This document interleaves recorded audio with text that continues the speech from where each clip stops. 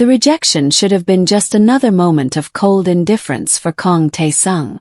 Another predictable exit from a woman who couldn't stomach the dark rumors or the icy silence of his bedroom. But when Nyla Bennett didn't recoil as he stepped into the doorway, something ancient and hungry stirred beneath his disciplined exterior. He had conquered empires for less than the challenge he saw flickering in her deep brown eyes. "Are you going to stand there like a statue, or are you going to sit down?" Her voice was steady, a sharp contrast to the trembling apologies he was used to. Tae-sung's hand tightened around the white silk fabric he held, his knuckles turning white. He was a man shaped by ruthless control, yet her calm gaze made him feel dangerously unanchored. He stepped closer, expecting her to flinch, to look away, to show the reflexive fear that had defined his every intimate encounter for years. Instead, she tilted her head, watching him with a curiosity that cut through his armor. For the first time in his life of ruling the Seoul underworld, Tae-sung felt a terrifying lack of power. "I don't take orders," he whispered, his voice a low, lethal vibration. "And I don't give them to men who are afraid to be seen," she countered, and the world shifted between them. Nyla had worked as an art consultant for Tae-sung's private collection for 3 months without ever truly meeting the man behind the shadow. To her, he was a legend whispered in high-rise galleries, expensive watches, silent corridors, the scent of sandalwood, and a reputation for coldness that chilled the air long after he'd passed. She knew the professional boundaries. He bought only the best, never questioned her invoices, and demanded absolute discretion. Discretion was Nyla's sanctuary. Years of navigating the elite art world as a black woman had taught her the value of being an observer, alert, elegant, but always keeping a safe distance. She moved through marble halls like a ghost, perfecting the art of being essential without being vulnerable. Tonight, that careful distance evaporated. She was supposed to be cataloging the new acquisitions, but the heavy rain and a late-night security lockout had trapped her in the penthouse. She had made herself comfortable on the satin sheets of the guest suite, her dark curls tousled, a book forgotten by her side. She hadn't expected him to return early. She hadn't expected him to be half-dressed, looking less like a CEO and more like a warrior from a forgotten age. Every other woman in her position would have fled or fumbled for an excuse. But Nyla saw the way his shoulders stayed tense, the way his eyes searched hers for a fear that wasn't there. He was a man who ruled by fear, and he was clearly drowning in the silence of someone who wasn't afraid. She needed this contract to finalize her own gallery's lease. She needed the stability he represented. But as Tae-sung stood in the frame of the door, Nyla realized she wasn't just looking at a client. She was looking at a king who had no idea how to be a man. And for the first time in 8 days of rain, Nyla decided she wasn't going to move. To the world outside the reinforced glass of his penthouse, Kang Tae-sung was a myth carved in ice. He was the man who had consolidated the fractured factions of the Seoul underworld before his 30th birthday, a feat accomplished through a terrifying mixture of surgical precision and absolute silence. In the boardroom and the back alley alike, his presence was a physical weight, a suffocating gravity that forced men to lower their eyes. He was the king of shadows, a man who dealt in the currency of fear and never overpaid. But within the silent, sprawling luxury of his private sanctuary, the crown sat heavy in a way his subordinates would never understand. Tae-sung walked toward the floor-to-ceiling window, the city lights reflecting off his bare chest, highlighting the faint, jagged scars of a life lived on the edge of a blade. He looked at his reflection and saw a weapon, highly polished, lethally efficient, and profoundly alone. The history of his private life was a series of closed doors. There had been many women, daughters of business allies, starlets seeking the thrill of danger, women who claimed to want the man behind the legend. But the legend was all he knew how to be.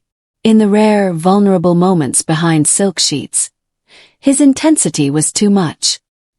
His touch, though disciplined, carried the ghost of the violence he commanded. He had seen it time and again, the way their eyes would eventually dart toward the exit, the way they would shrink from his shadow as if they realized, too late, that they were trying to tame a hurricane. The most recent rejection still tasted like ash. A woman of high status had told him, her voice trembling, that being with him felt like being interrogated by a ghost. "You don't know how to be present, Tae-sung," she had whispered before leaving. "You only know how to occupy space." He had accepted these failures as the price of his throne.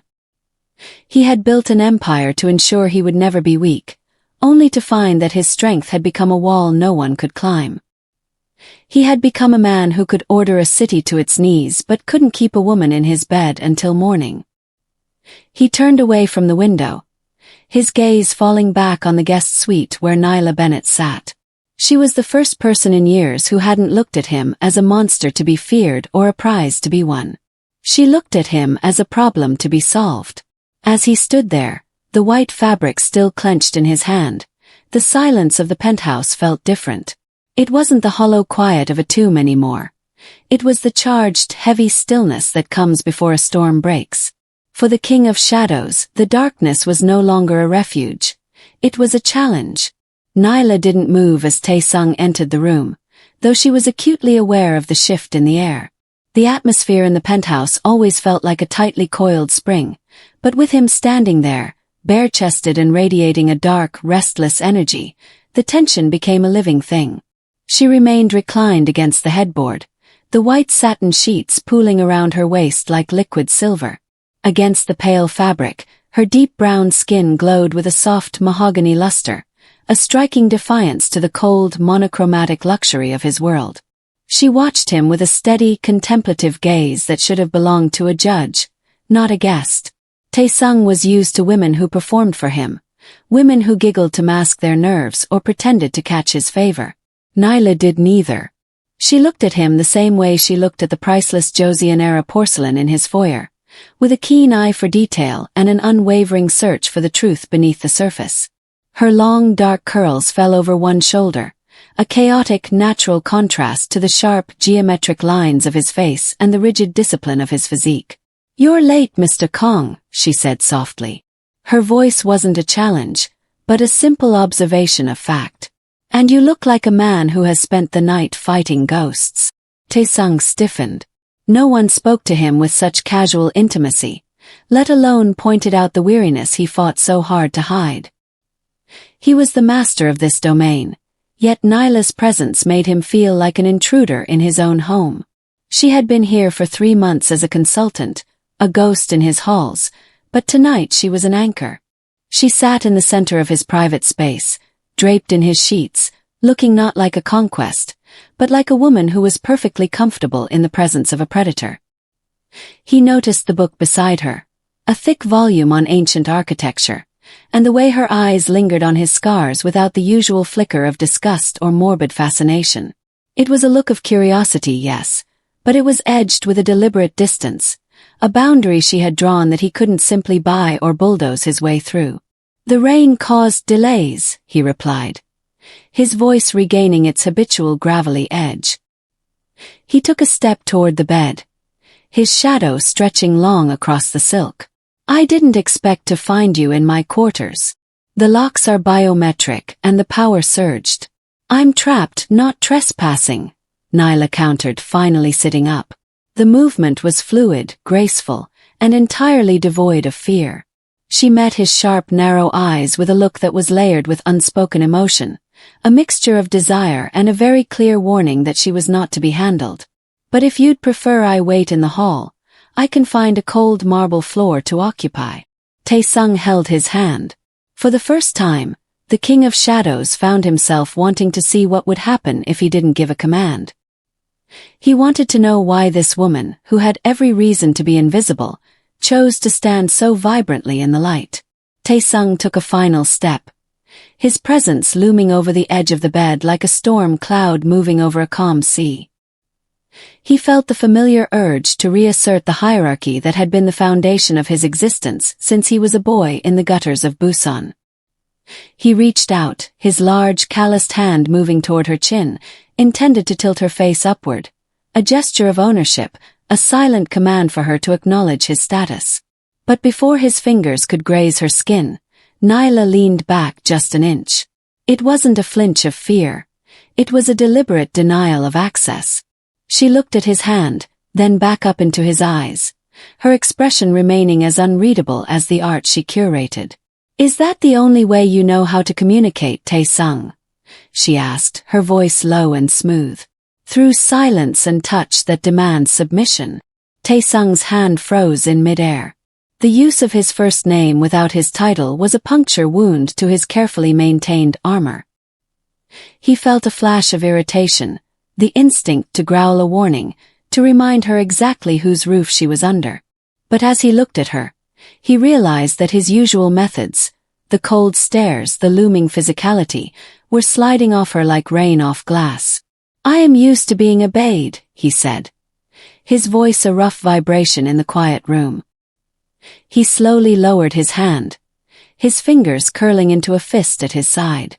"In my world, silence is a sign of respect." "In your world maybe," Nyla countered, shifting her weight as she pulled the satin sheet higher over her shoulder, her movements deliberate and graceful. "But in mine, silence is just an empty room. You've filled this entire penthouse with beautiful things and expensive security, yet you move through it like you're afraid the walls will talk back. You didn't come in here to command me. You came in here because you're tired of being the only person in the world who doesn't have anyone to talk to." The precision of her words was more effective than any blade he had ever faced. She wasn't just refusing his command, she was dismantling the necessity of it. Tae-sung felt a strange, uncomfortable heat behind his ribs. He was a man of action, of swift executions and cold calculations, yet he found himself searching for words, actual words, to bridge the gap she had created. "I don't need a confessor, Ms. Bennett," he managed, though the lethal edge of his voice had softened into something closer to a rasp. "Good," she replied, a small, knowing smile tugging at the corner of her full lips. "Because I'm not a priest. I'm just a woman who isn't impressed by a bare chest and a scary reputation. If you want me to stay, stop acting like a boss and start acting like a man who knows how to hold a conversation." Tae-sung stood paralyzed by the sheer audacity of her requirement. He looked at the white fabric still clenched in his left hand, a shirt he had forgotten he was even holding. Slowly he loosened his grip. For the first time in 15 years, the King of Shadows sat down on the edge of the bed, not to take, but to speak. The mattress dipped under his weight, a movement that felt significant in the heavy quiet of the room. Tae-sung sat on the very edge, his back a rigid map of muscle and old regrets, still refusing to fully relax. He looked at the shadows dancing on the marble floor, unable to meet Nyla's eyes now that he wasn't looking down at her from a position of power.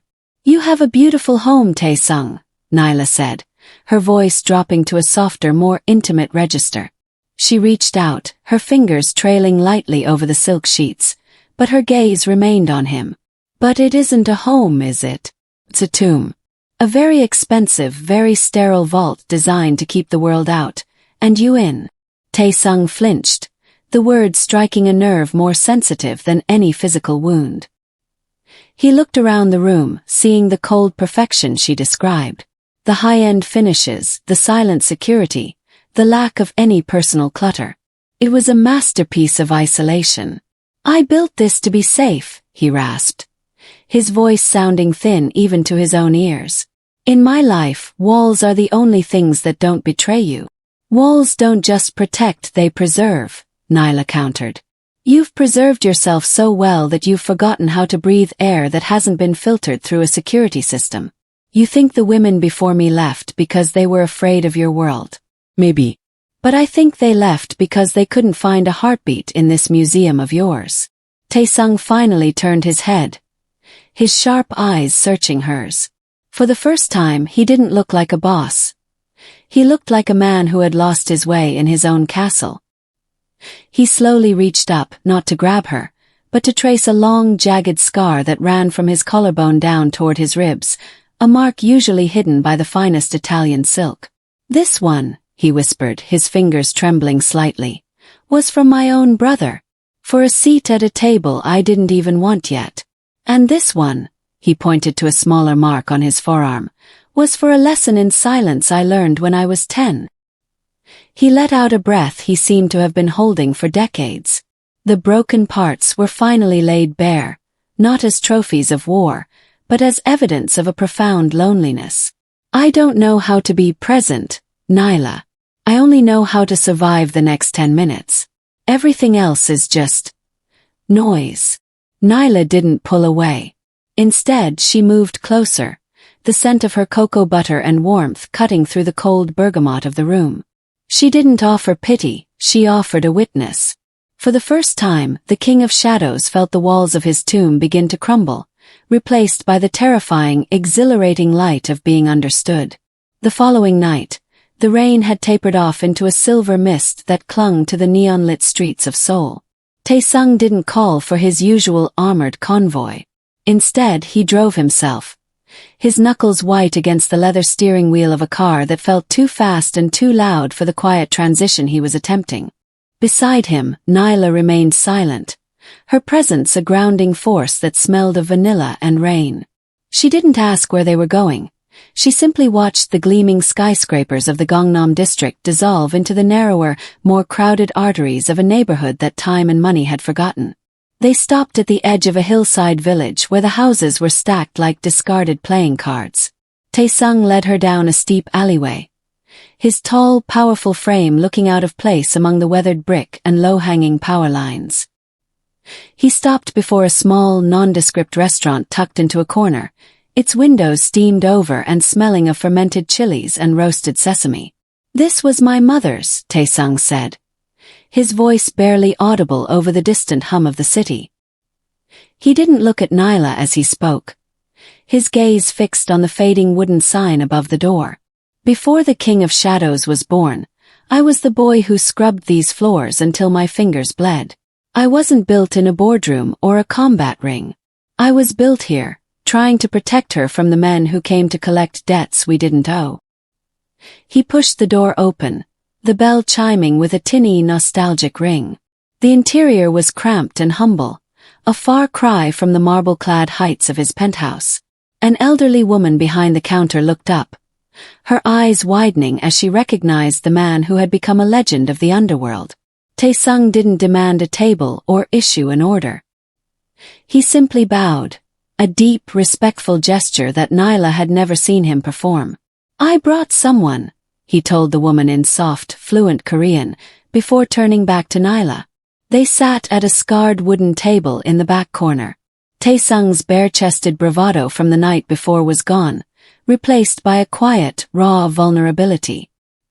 He showed her the man who existed before the empire, the boy who loved poetry but learned to use a knife, the teenager who traded his soul to keep this tiny shop from being burned to the ground.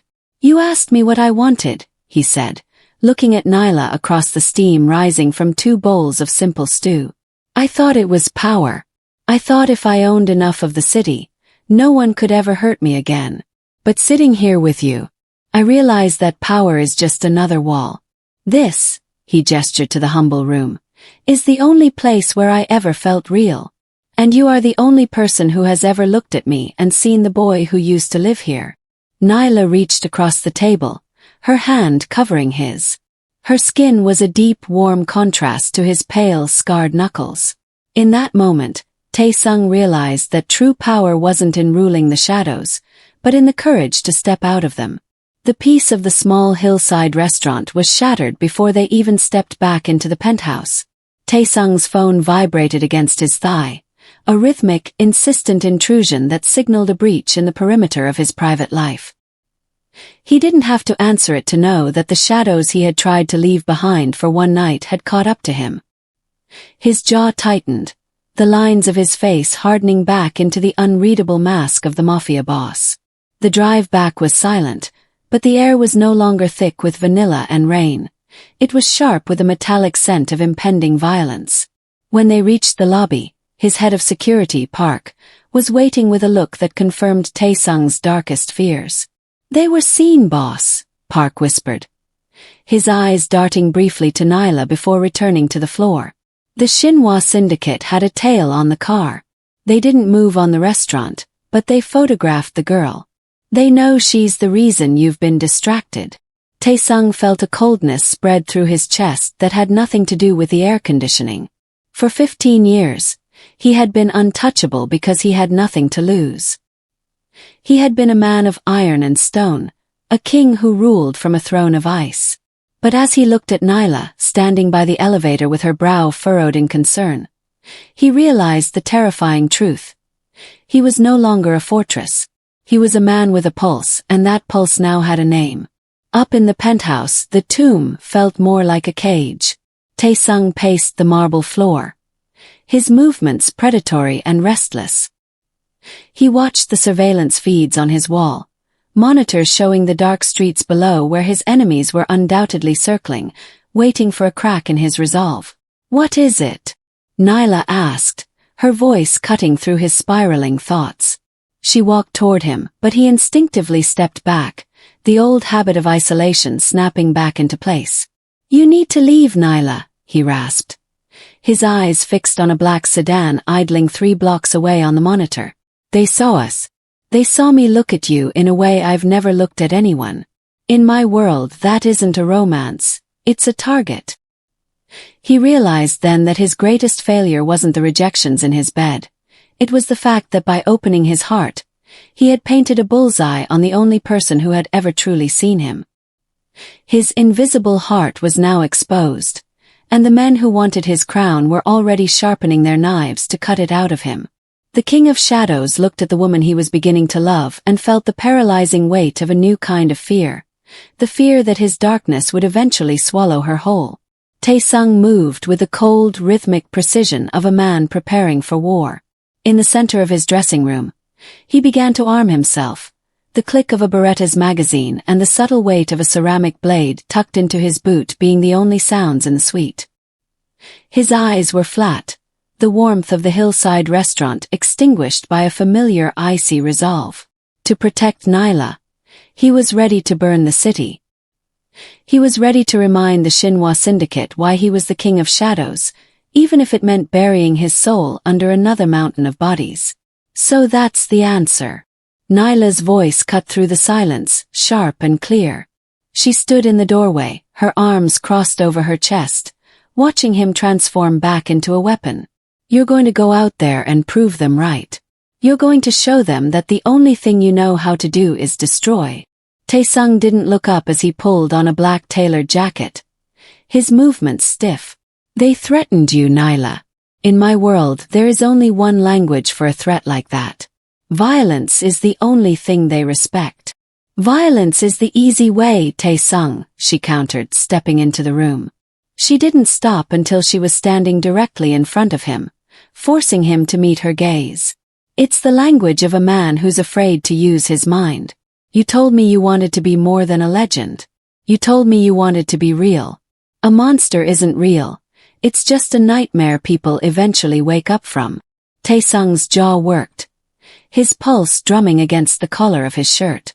"If I don't strike, they will think I am weak. If they think I am weak, they will take you to get to me. Then don't be weak. Be brilliant," Nyla whispered, her hand reaching out to steady his trembling fingers as they gripped the edge of the dresser. "You own half the ports in this city. You have the leverage to ruin them without firing a single shot. Use the power you built to build a wall they can't climb, but don't do it with blood. If you go out there and become that monster again, you won't be protecting me. You'll be killing the man I finally started to know." Taesung looked down at his hands that knew how to break bones but were just learning how to hold hers. The choice hung between them, heavy and suffocating. He could choose the old language, the one of shadows and steel, or he could listen to the woman who refused to flinch. He looked at the gun on the dresser, then back at the fire in Nyla's eyes. For the first time, the King of Shadows realized that the greatest act of power wasn't taking a life. It was refusing to let his past define his future. Slowly, he reached for his phone instead of the weapon. "Park," he said into the receiver, his voice like grinding stones. "Cancel the strike. I want a full audit of the Shinhwa's offshore holdings. We're going to starve them out." The silence that followed Taesung's phone call was not the heavy, suffocating quiet of his usual isolation. but a soft, expectant stillness. He set the device down on the mahogany dresser, his hands no longer reaching for steel, but resting open and empty. The Xinhua syndicate was being dismantled by ledger lines and frozen assets, a bloodless execution that felt more like a rebirth than a conquest. He turned toward Nyla, the low, amber light of the room catching the tension still etched in his shoulders. For the first time, he didn't try to mask his exhaustion or project the invulnerability that had been his shield for a decade. He looked at her and saw not a prize to be protected, but a woman who had saved him from his own darkest instincts. "I've never done that before," he admitted, his voice a vulnerable rasp. "I've never let a threat go unanswered by force. It feels like standing in the middle of a field during a lightning storm without a roof." "It's called trust, Tae-sung," Nyla whispered, moving into the small space between them. "And it's a lot harder than pulling a trigger." She reached out, her warm palms cupping his face. Tae-sung closed his eyes, leaning into her touch with a sigh that seemed to carry the weight of 15 years of loneliness. The curse that had haunted his bed, the recoil of women who sensed the monster beneath the skin, was nowhere to be found. Nyla didn't flinch. She didn't look for a way out. She moved closer until her forehead rested against his, her breathing rhythmic and steady. When they eventually moved toward the bed, the dynamic had shifted completely. There was no calculated dominance, no performance of power. Tae-sung let himself be led, his movements slow and tentative, as if he were learning a language he had only ever heard whispered from a distance. For the first time in his life, he wasn't occupying space or commanding a body. He was sharing a soul. In the intimacy of the dark, with the city lights shimmering like distant diamonds through the glass, the King of Shadows finally found what he had lacked. It wasn't in the strength of his grip or the discipline of his body, but in the moment he allowed himself to be seen in his entirety, the scars, the fear, and the hope. As Nyla held him, her deep brown skin a warm sanctuary against his own, the coldness that had defined his existence finally thawed. He wasn't a legend or a boss. He was a man finally accepted, finally home. For the first time, Tae-sung didn't wake up in a tomb. He woke up in the arms of the woman who had changed everything. 3 years later, the morning sun over Seoul didn't feel like a spotlight on a crime scene. It felt like a blessing. Tae-sung stood on the balcony of a new home, one with floor-to-ceiling windows that stayed unlocked and rooms filled with the scent of Nyla's jasmine tea instead of sterile sandalwood and cold bergamot. The transition had been a slow, grueling climb out of the abyss. He had systematically dismantled his underworld holdings, converting them into a chain of global logistics hubs and high-end galleries that Nyla managed with the same calm brilliance she had used to save his life. The King of Shadows was a ghost story told in the back alleys of Busan now, a name that carried the weight of history rather than immediate terror. Tae-sung looked down at his hands. They were still strong, still calloused, but they were no longer clenched in the permanent white-knuckled grip of a man waiting for an assassin. He was a man who paid taxes, who mentored young artists, and who walked through the city without an armored convoy. He heard the soft padding of feet behind him. Nyla appeared at his side, leaning her shoulder against his. Her skin glowed in the early light, a rich, deep mahogany that still made his heart skip a beat after 1,000 mornings. She didn't look at him with the guarded curiosity of their first night. She looked at him with the effortless ease of someone who knew every corner of his soul and loved him more for the scars. "You're thinking again," she murmured, slipping her hand into his. "I can hear the gears turning from the kitchen." "I was thinking about the tomb," Tae-sung admitted, his voice now a warm, resonant baritone instead of a lethal rasp. He turned to her, his sharp, narrow eyes softening into an expression of profound peace. "I was thinking about how I used to be a ghost in my own life, and how you were the only one brave enough to hunt me down." "I didn't hunt you," she laughed, a sound that filled the open space with a music he had never thought he'd deserve. "I just refused to let you stay hidden." He pulled her into his arms, resting his chin on the crown of her dark, fragrant curls. The man who had once been rejected by every woman for his coldness was now a man who lived for the warmth of a single embrace. He was no longer a silent threat, a weapon in a tailored suit, or a king of a hollow empire. He was a husband, a partner, and a dreamer. In the city that had once known him only as a shadow, Kang Tae-sung was finally, completely, and utterly seen. And as he kissed Nyla under the vast blue Korean sky, he realized he wasn't just surviving the next 10 minutes anymore. He was living a lifetime. He was finally home,